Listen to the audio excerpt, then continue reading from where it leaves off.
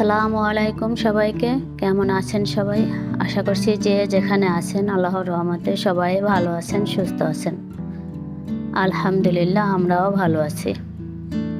আমি বিথি আপনাদের সবাইকে বিথিস বিউটিফুল ওয়ার্ল্ডে আরও একবার আমন্ত্রণ জানাচ্ছি। আশা করছি বরাবরের মতো আজকের ভিডিওটি আপনাদের কাছে ভালো লাগবে। সকালবেলা প্রতিদিনই আমি গাছে পানি দেই। আমি বারান্দার গাছগুলোতে পানি দিচ্ছি। মাশাআল্লাহ বারান্দার গাছগুলো কিন্তু বেশ সুন্দর হয়েছে। আমি ফুল গাছগুলো ছাদে রেখেছি, আর বারান্দায় কিন্তু ফুল গাছ নেই।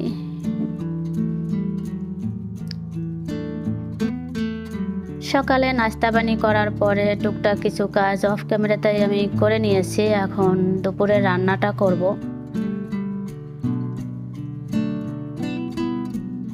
খুব সুন্দর একটা শাক এনেছে রায়ানের বাবা। আমার খুব ভালো লাগে এই শাকটা খেতে। গ্রামে থাকতে বেশি খাওয়া হতো, তারপরে আর এই শাকটা তেমন একটা খাওয়া হয় না। তো রায়ানের বাবা আমাকে ফোন দিয়ে জিজ্ঞাসা করেছে যে এই শাকটা আনবে কিনা। তো বললাম আনো। আমরা বলি হেলেঞ্চা শাক, হয়তো অন্য কোনো নাম আছে, অনেকে আবার হাইসা শাকও বলে। যাই হোক, আমরা হেলেঞ্চা শাক বলি। আমি শাকটা ধুয়ে তারপরে আমি চুলায় বসিয়ে দিলাম। আমি আলু দিয়ে ভাজি করতেছি। এই শাকের সাথে আমার মা যখন শাকটা ভাজি করতো, অন্য অন্য শাক মিলিয়ে তারপরে ভাজি করতো, যেমন লাউ শাক, কুমড়া শাক। একদম শুধু যদি এই শাকটাই ভাজি করা হয় তাহলে একটু কেমন যেন তেতো তেতো লাগে। তো সেজন্য আমি একটু আলু দিয়েছি। সিদ্ধ করে তারপরে তেলে দেব। যারা এই মুহূর্তে আমার ভিডিওটি দেখছেন কিন্তু একটি লাইক দিতে ভুলে গিয়েছেন, প্লিজ আমার ভিডিওতে একটি লাইক দিয়ে দেবেন, কারণ আপনাদের একটি লাইক আমার ভিডিওটি আরও অনেকের কাছে পৌঁছে দিতে সাহায্য করবে।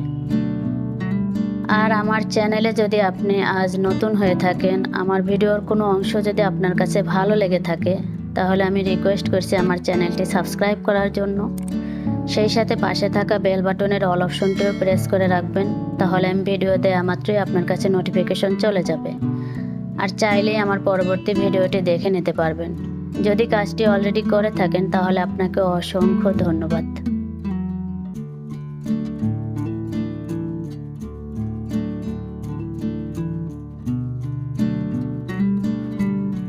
আপনাদের সাথে কথা বলতে বলতে আমার কিন্তু শাক ভাজিটা হয়ে গিয়েছে। যে কোনো বিশেষ করে শাক ভাজিতে যদি শেষে তেল দেওয়া হয়, আমরা বলি বাগার দেই, তাহলে কিন্তু ভাজিটা খেতে বেশি ভালো লাগে। এখন আমি মাছ ভেজে নেব। আর আমি এই কড়াইটি আজকে মাছ ভাজতেছি, কারণ আমার এক প্রিয় আপু আছে, তার প্রশ্নের উত্তর দেওয়ার জন্যই। এর আগের ভিডিওতে আমি কড়াইটায় মাছ ভাজছিলাম, তো সেজন্য আপু আমার সেই ভিডিওটি দেখে কমেন্ট করেছেন যে আপু এই কড়াইটা কোন ব্র্যান্ডের আর এটার দাম কত। আপু আমি আন্তরিকভাবে দুঃখিত, আমি দামটা ভুলে গিয়েছি, কিন্তু কড়াইটা ছিল কিয়াম ব্র্যান্ডের। আর হ্যাঁ আপু, এই কড়াইটায় কিন্তু মাছ ভাজলে লাগে না, দেখতেই পাচ্ছ কত সহজেই মাছ কিন্তু উঠে যাচ্ছে। আর যে কোনো কড়াইয়ে মাছ ভাজার সময় যাতে মাছ লেগে না যায় তার ছোট্ট একটি টিপস আমি বলে দিচ্ছি। প্রথমে কড়াইটা ভালো করে গরম করে নিতে হবে, তারপরে তেল দিয়ে তেলটাও ভালো করে গরম করে তেলের মধ্যে কিছু সামান্য একটু লবণ ছিটিয়ে তারপরে মাছ ভাজলে আর মাছ লেগে যাবে না। আমি কিন্তু আপুর নামটা বলতেই ভুলে গিয়েছি। বিথিস ব্লগ থেকে বিথি আপু আমার খুব পছন্দের একজন মানুষ। শুরু থেকে আমি আপুর ভিডিও দেখছি, আপুর খুব সুন্দর ভিডিও বানায়। আমি এই কড়াইটাতে ভাজিও করি, আবার মাছ ভাজি, মাছ রান্না করি, সব কাজেই আমি এই কড়াইয়ে করি। আজকে আমি রুই মাছ রান্না করব ভেন্ডি আর আলু দিয়ে। প্রতিদিনই কিন্তু মাছ রান্না করা হয়, তারপরে সপ্তাহে 1 দিন 2 দিন তো মাংস থাকে, সেটা আলাদা বিষয়, কিন্তু মাছই আমরা বেশি খাই। আর এক রকমের কিন্তু খেতে ভালো লাগে না, সবসময় যে মাছ ভুনা করে খেতে হবে সেরকমটা না। মাঝে মধ্যে একটু সবজি দিয়ে রান্না করলে খেতে বেশ ভালো লাগে, আবার স্বাদটাও একটু ডিফারেন্ট হয়।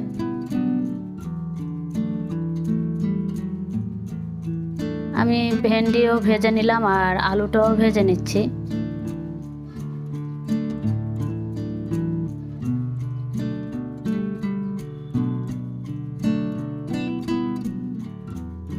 আমার কড়াইটা যেহেতু সরানো, তাই আলুটার আমি তুললাম না, একটু সময় বাঁচালাম, আর আলুটা পাশে থাকলে আরও একটু সিদ্ধ হবে। তো সেজন্য আলুটা এক পাশে নিয়ে তারপরে আমি পেঁয়াজটা ভেজে নিচ্ছি। পেঁয়াজ তো অত ভাজবো না, হালকা একটু নরম হয়ে এলে তারপরে আদা রসুন পেস্ট একসাথেই আমার করা ছিল, তো আদা রসুন পেস্ট দিয়ে দিলাম। লবণ, হলুদ, মরিচ সব দিয়ে তারপরে ভালোভাবে কষিয়ে আমি মাছটা রান্না করে নিব। রান্নাটা করতে করতে আমি আমার প্রিয় আপুদের কিছু কমেন্ট পড়ছি। আমার আপুদের কমেন্টগুলো পড়তে কিন্তু আমার খুব ভালো লাগে। আমার আপুরা মাশাআল্লাহ খুব সুন্দর সুন্দর কমেন্ট করেন। কিছু আপুরা এত সুন্দর কমেন্ট করেন যে আমি তো মুগ্ধ হয়ে যাই। সত্যি কথা বলতে কি, আমি কিন্তু অত সুন্দর করে কমেন্ট লিখি না। এর পিছনে একটা কারণ আছে, কারণটা হচ্ছে আমি তো আসলে কমেন্ট করব যে সেই সুযোগটায় বড় কমেন্ট করব সেই সুযোগ আমার থাকে না। তাড়াহুড়া করে ভিডিও দেখি, আবার সে কাজের ফাঁকে ফাঁকে ভিডিও দেখি, কারণ আপুদের ভিডিওগুলো তো আমার দেখতে হয়। আমার আপুরা কষ্ট করে আমার ভিডিওগুলো দেখেন, আর আমিও আপুদের ভিডিওগুলো দেখি, তাই ছোট্ট করে হলেও আমি একটা কমেন্ট করি, কিন্তু বড় কমেন্ট আমি করি না। আমার অনেক আপুরা আছে খুব সুন্দর সুন্দর অনেক বড় কমেন্ট করেন, আমার কিন্তু বেশ ভালো লাগে। পিকুর রান্নাঘর থেকে আপু লিখেছেন, রান্না করলে টেবিল ক্লথটা খুব সুন্দর হয়েছে, লাঞ্চ মেনুটা দারুণ। থ্যাংক ইউ আপু এত সুন্দর কমেন্ট করার জন্য। আর ওই যে টেবিল রান্নারটা ছিল, ওটা কিন্তু আমি নিজের হাতেই কাজ করেছি, নিজেই বানিয়েছি। তো আমার কাছে বেশ ভালোই লেগেছে, কারণ নিজে করেছি তো সেজন্য বেশি ভালো লেগেছে। মুর্শেদা সুলতানা স্বপ্না ব্লগ থেকে আপু লিখেছেন, আসসালামু আলাইকুম আপুমণি। ওয়ালাইকুম আসসালাম আপু, মাশাআল্লাহ খুব সুন্দর ফুল ফুটেছে। হিজল ব্লগ থেকে আপু লিখেছেন, আসসালামু আলাইকুম আপু। ওয়ালাইকুম আসসালাম, চাটা খুব সুন্দর হয়েছে, রান্নাগুলো খুব সুন্দর হয়েছে। থ্যাংক ইউ আপু। আর তুমি অনেক দিন পরেই আমার ভিডিও দেখেছো। আমি মনে মনে তোমাকে অনেক খুঁজেছিলাম, কারণ আগে কিন্তু কন্টিনিউ তুমি আমার ভিডিও দেখতে, আমিও তোমার ভিডিও দেখতাম। মাঝখানে অনেকটা গ্যাপ পড়ে গিয়েছে, আবারও তুমি আসছো, অনেক ভালো লাগলো।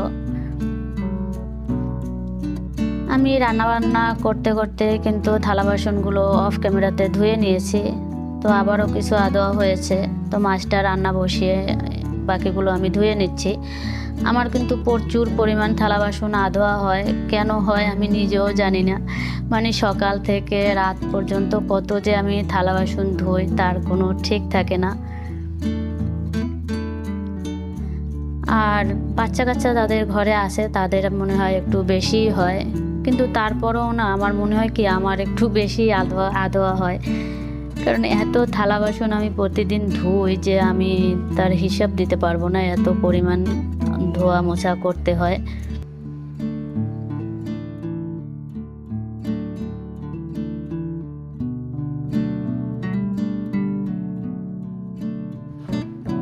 এই ছিল আমাদের আজকের খাবার মেনু। রুই মাছ দিয়ে ভেন্ডি আর আলু রান্না করেছি, আর হেলেঞ্চা শাক ভাজি। দুটো রান্নাই কিন্তু বেশ মজার হয়েছিল।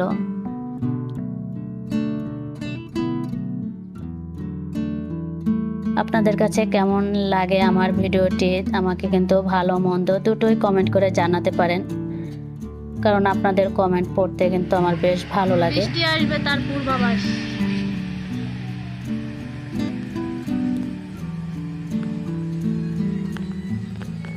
আকাশে মেঘ দেখা দিয়েছে।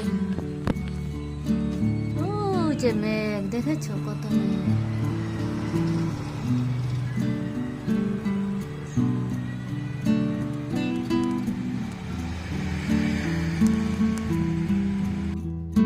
এই ভিডিওটা ছিল আরও 2 দিন আগের ভিডিও। আমরা দুপুরে খাওয়া দাওয়া করে উঠে একটু রেস্ট করতেছিলাম, আর তখনই দেখেছি যে অন্ধকার হয়ে আসছে। তো মনে মনে ভাবছিলাম যে হয়তো বৃষ্টি নামবে, কিন্তু শুধু বৃষ্টি নামেনি, তার সাথে ঝড় শিলা সব কিছুই ছিল। আর অনেক ঝড় হয়েছে, অনেক গাছপালা ভেঙেছে।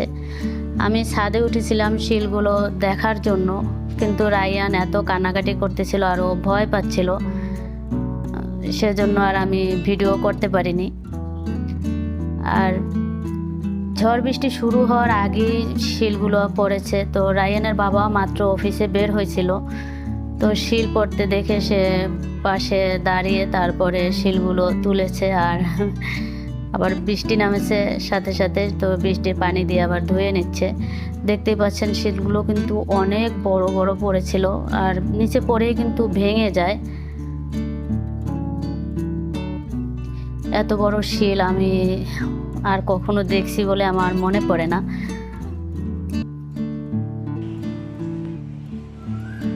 পানিতে ধোয়ার পরেও শিলগুলো এখনো কত বড়, আর যখন নিচে পড়েছিল তখন কিন্তু আরো বড় ছিল। তো রায়ানের বাবা আবার শিলগুলো তুলে বাসায় নিয়ে আসছে আমাদেরকে দেখানোর জন্য, কারণ আমি তো আর দেখতে পারিনি, ছাদে যাব সেই সুযোগই পাচ্ছিলাম না রায়ানের জন্য। মাশাআল্লাহ কত বড় শিল। ঝড় বৃষ্টি থামার পরে আমি ছাদে এসেছি, আর ছাদে এসে দেখি আমার গাছগুলোর এই অবস্থা। চারপাশে দেখলাম বেশ ভালোই গাছপালা ভেঙেছে।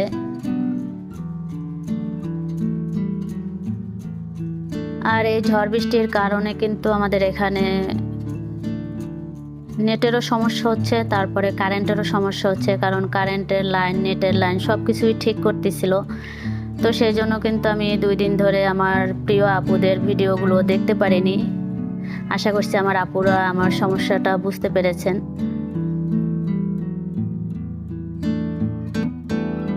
গাছ মনে হয় রাস্তায় পড়ে আছে, সেজন্য গাড়ি আসা যাওয়া করতে পারছিল না। এই রোডটা কিন্তু হাইওয়ে রোড, এখান থেকে কিন্তু সিলেট, ঢাকা এই গাড়িগুলো আসা যাওয়া করে। সবার সুস্বাস্থ্য কামনা করে আজকের মতো ভিডিওটি এখানেই শেষ করছি। আল্লাহ হাফেজ, আসসালামু আলাইকুম।